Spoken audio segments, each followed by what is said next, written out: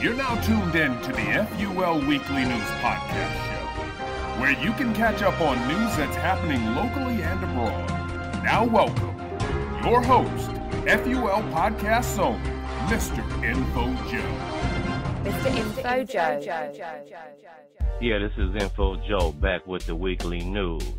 In South Central Los Angeles, another unarmed teenager was shot by the LAPD.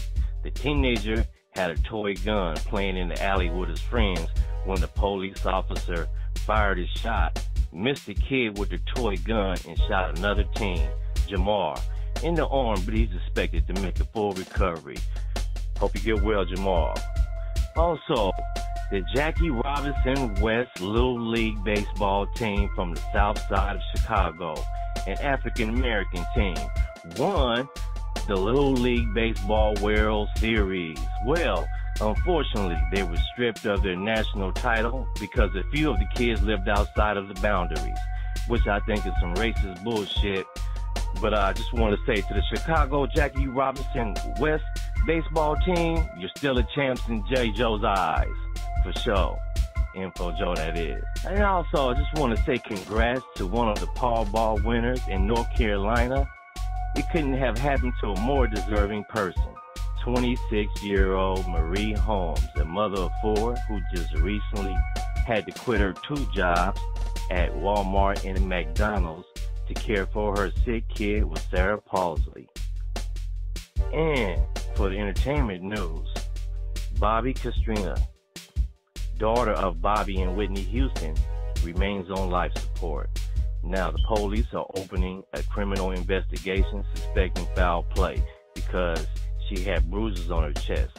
Her boyfriend, Nick Gordon, has lawyered up. This story is to be continued. FBI Director James Comey did a speech at Georgetown University about the continuous debate over race and criminal justice system in America. He said the United States is at a crossroads and how it approaches policing, and race relations. He highlighted research showing people in a majority white society react differently to black people on a subconscious level. He said in areas where the majority of crime is committed by non-white residents, police officers can be conditioned to more closely scrutinize members of the minority community, a tactic some would label as racial profiling. And that's a quote by the director of the FBI. Also this week, President Obama has asked Congress to declare war on ISIS with a 3-year limit, but no limit on geographical boundaries. Now, this is something that happened crazy, and some would say funny, in the city of Detroit. Coming at you. 2 Westland teenagers murdered execution style in a vacant Detroit field. Now, 2.5 years later, their killers are going to prison for life. Fox 2's Amy Lang with more from today's emotional sentencing. The mothers of the teens expressing the deep, devastating pain and loss left behind. Yet when Young had his chance to apologize to the families, he did nothing of the sort. I'd like to say sorry to the families of Ayanna Jones, Michael Brown, Eric Gardner, and I want to apologize to them for not being able to get justice for their loved ones who was murdered in cold blood. And in respect for the peaceful protest, I want to say hands up, don't shoot, Black Lives Matter. That's it, Your Honor.